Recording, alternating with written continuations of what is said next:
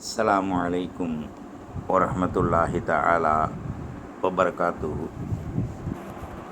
ஜன்னத்தே கலாம் வ மஃபிரத்தே மகாம் வ நூரி அஜ்ஸாம் வ தீனி இஸ்லாம்.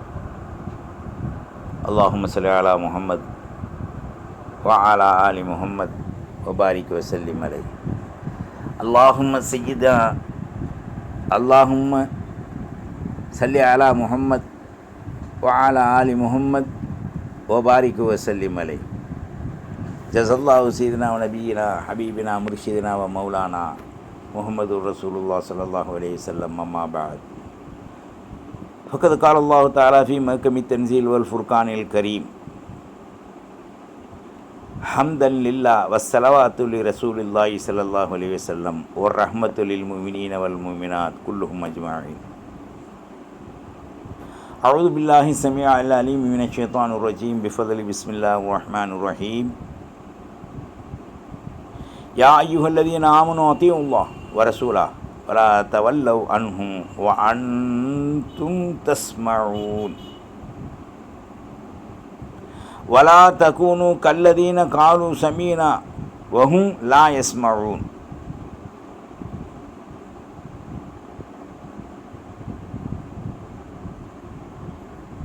அல்லாஹுவின் நல்லடியார்களே, இஸ்லாமிய வாலிப தோழிகளே, நம்மை இஸ்லாம் நிரப்பமான வாழ்வு வாழ அழைக்கிறது. ஒவ்வொருத்தரும் ஒரு அழைப்பிதழ் கொடுப்பாங்க. ஒரு கட்டிட திறப்பிற்கு ஒரு அழைப்பிதழ், பிள்ளை பாலிகானதுக்கு ஒரு அழைப்பிதழ், திருமணம் முடிக்க ஒரு அழைப்பிதழ், கடைகள் திறப்பதற்கு ஒரு அழைப்பிதழ். இவ்வாறாக உலக வாழ்வியலில் ஒரு அழைப்பிதழ் கொடுப்பது சமூக மக்களுக்கு ஒரு நாட்டுடைய பழக்க வழக்கங்களாக அமைந்திருக்கின்றது. ஆனால் அல்லாஹ் ரசூல் இணைந்து ஒரு அழைப்புதலை கொடுப்பது என்பது எந்த உலகத்திலும் இல்லாத ஒரு மிக உயர்ந்த நறுமணமிக்க வாழ்வாகும். அதைத்தான் அல்லாஹும் தாஹா ஸல்லல்லாஹு அலைஹி வஸல்லம் இணைந்து ஒரு அழைப்பு தர்றாங்க. இந்த அழைப்பை அழைப்புதல் என்று ஏற்றுக்கொள்வதா, இந்த அழைப்பிற்கு நாம் வாழ்வியலில் அமல்களில் பதில் சொல்வதா, அல்லது இஸ்லாத்தில் அட்டனாகிட்டு நாம் ஒதுங்கிறதா? இன்னைக்கு நிறைந்த மக்கள் உலக அழைப்புதலுக்கு பதில் கொடுக்கும்படி பல நாட்களுக்கு முன் தங்கரியம் செய்யப்பட்ட அந்த அழைப்புதலை ஏற்று ஒரு நாளுக்கு முன் ரெடியாகிடுவாங்க. நாளைக்கு பாய் வீட்டில் விசேஷம், அழைப்புதல் வந்திருக்கு, போகணும், ஏதோ ஒரு அழைப்புதல், அல்லது இன்னார் வீட்டில், நம்ம கஸ்டமர் வீட்டில், அல்லது நம்முடைய நண்பர் வீட்டில், அல்லது நானும் அவரும் படித்தோம் காலேஜில், அதுக்காக அப்படின்னு சொல்லி போகிறதுக்கு ஒரு நாள் முன்னாலேயே ட்ரெஸ்ஸில் இருந்து எல்லாம் ரெடி பண்ணி காலையில் எழுந்திரிச்சவனை குளிச்சுட்டு எல்லா வேலையும் செஞ்சுட்டு அந்த அழைப்புதலுக்கு பதில் சொல்ல நாம் ரெடியாக போவோம். அந்த பதில் கூட அல்லாஹ் ரசூல் அழைக்கின்ற வெற்றிக்குரிய, வெற்றி இல்லாத இடத்தில் வெற்றி தருகின்ற, நியமத்தில்லாத இடத்தில் நியமத்து தருகின்ற, அனுபவிக்கின்ற பல்வேறான வராட்டிஸான அந்த நியமத்துக்களை அனுபவிப்பதற்கு அழைப்புதல் கொடுக்கின்றானே அல்லாஹ்.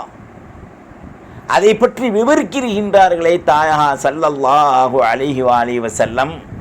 அதற்கு நாம் என்ன அந்த அழைப்புதலுக்கு பதில் சொல்கின்றோம்?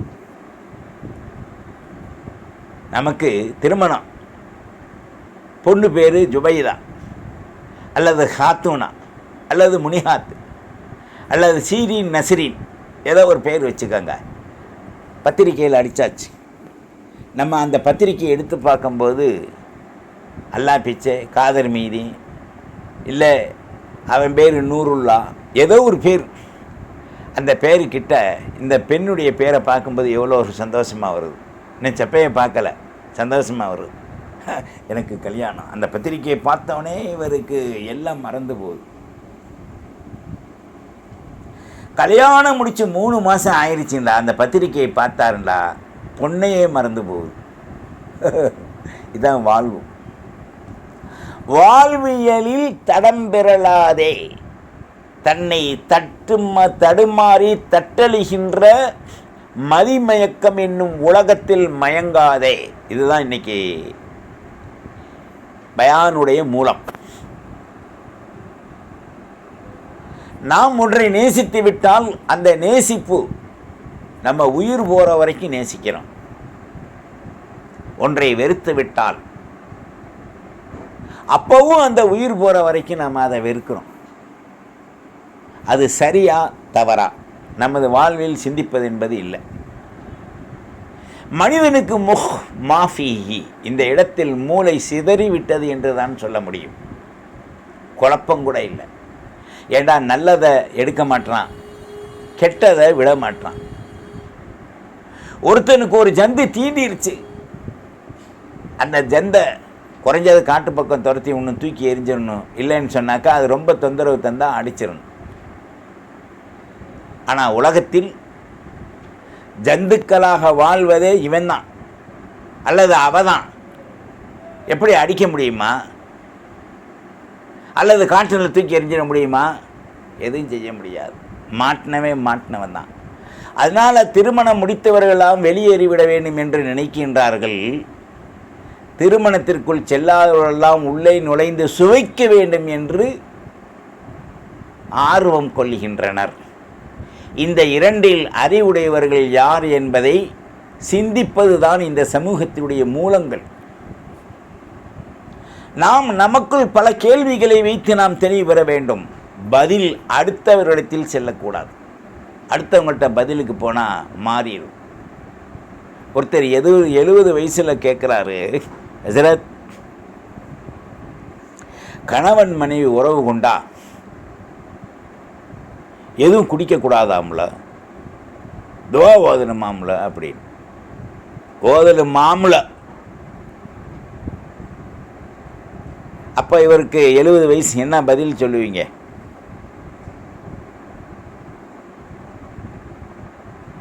ரொம்ப வேதனையான நிலை. அப்போ அவர் கேட்டார், நான் இந்த கேள்வி கேட்டவுடனே உங்கள் முகம் வாடி போச்சே, என்ன காரணம்ன்றார்.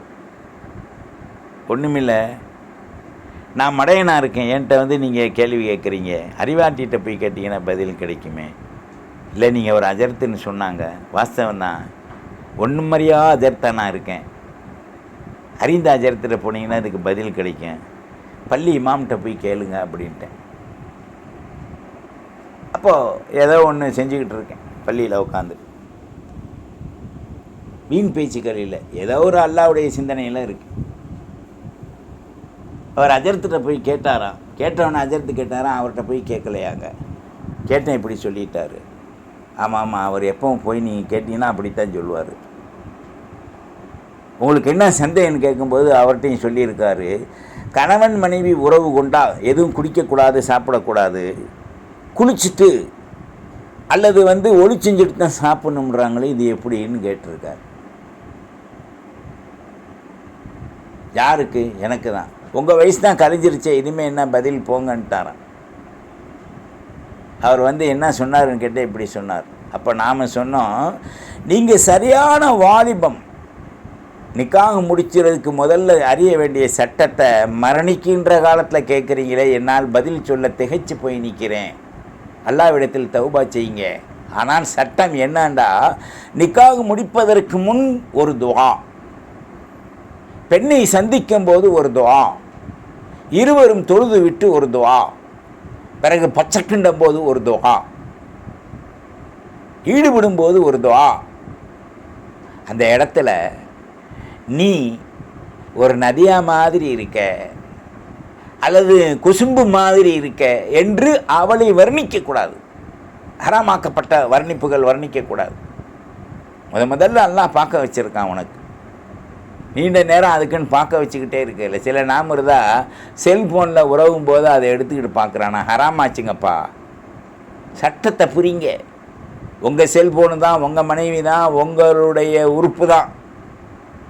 இல்லை அப்படின்னு நான் சொல்ல மாட்டேன். அதை நீங்கள் அடிக்கடி பார்ப்பது உங்களுக்கு தடை செய்யப்பட்டிருக்கு. அனுபவிச்சுக்கோங்க.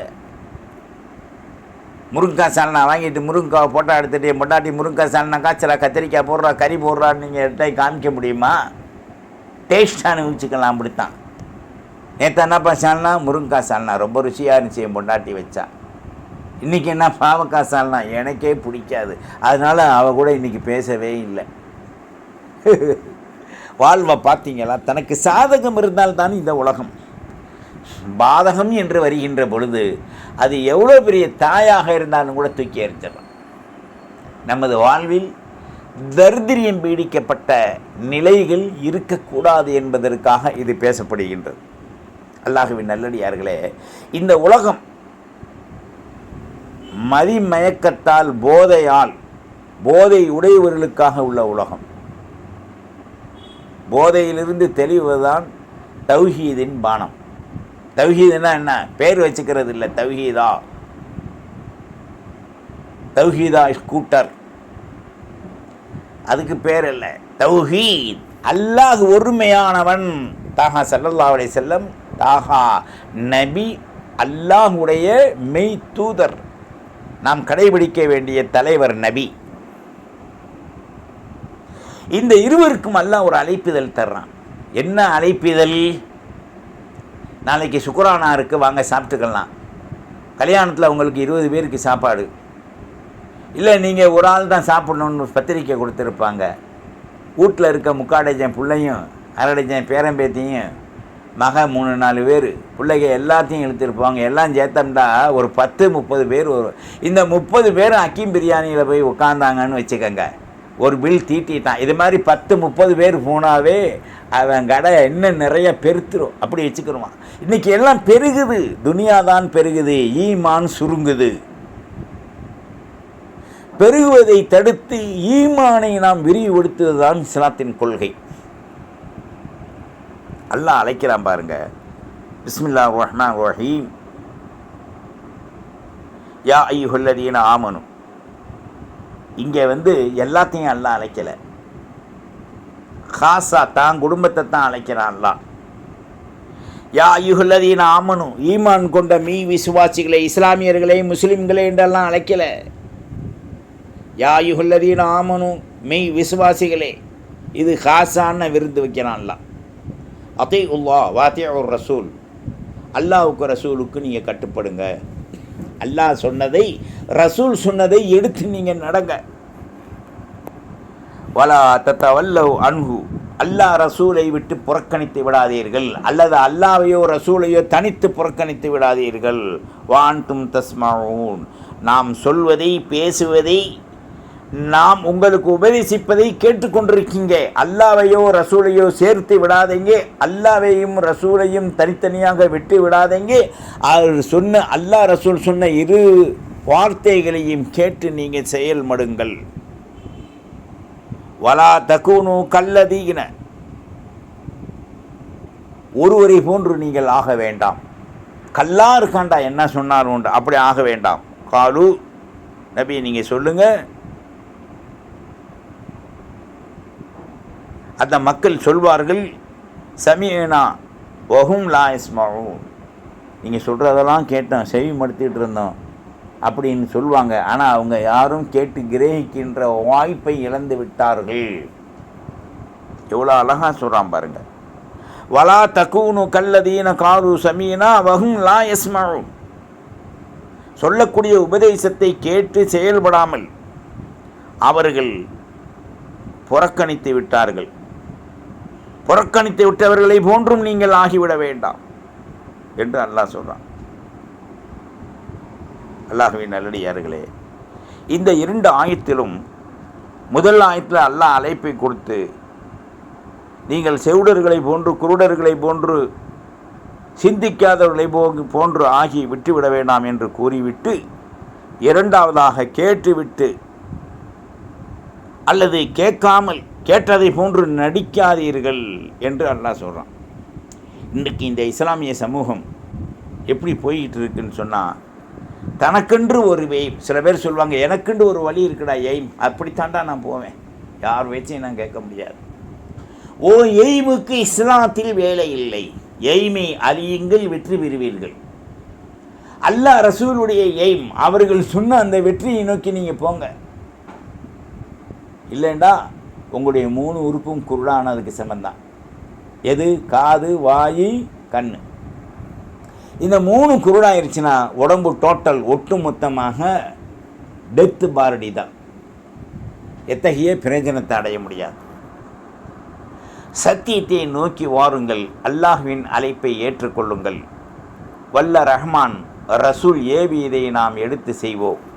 யா அல்லாஹ், எங்களுடைய அனைத்து விதமான பாவங்களையும் மன்னித்து அருள்மிக்க வாழ்வை எங்களுக்கு பொருள் உள்பட செயல்படுத்துகின்ற அரும் பாக்கியமாக, குடும்பத்தை மதித்து, மனைவி மக்களை மதித்து, மனைவி மக்கள் எங்களை மதித்து, பிள்ளை குட்டிகளுக்கு நாங்கள் சொல்லுகின்ற உபதேசத்தை கேட்டு அதன் அடிப்படையிலே உன்னையும் ரசூலையும் ஏற்று அமல் செய்கின்ற சத்திய சீலர்களாக எங்களுடைய குடும்பத்தை ஒற்றுமையுடன் வாழ வைத்து நீ மகத்துவமான வெற்றியை எங்களுடைய குடும்பத்தார்களுக்கு தந்து முழு உலக சமூகத்தையும் ஒற்றுமைப்படுத்துவாயாக, மஹல்லாவை ஐக்கியப்படுத்துவாயாக, குடும்பத்தை வெற்றி பெறச் செய்வாயாக, ஹிதாயத்தை தந்தல்வாயாக.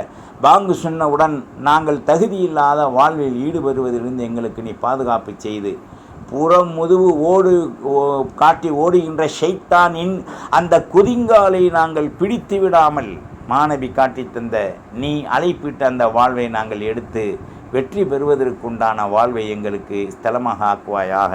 வாஹிர் தாவானானில் அல்ஹம்துலில்லாஹி ரப்பில் ஆலமீன். வஸ்ஸலாம்.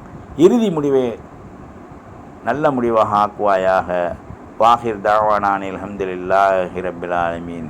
அஸ்ஸலாமு அலைக்கும் வரஹ்மத்துல்லாஹி வபரகாத்துஹு. வத்தபிஊனி அலல் இஸ்லாம் வஅூதுனி மினல் முஸ்லிமீன். அல்லாஹும்ம அஹ்தினா ஃபீமன் ஹதைத்.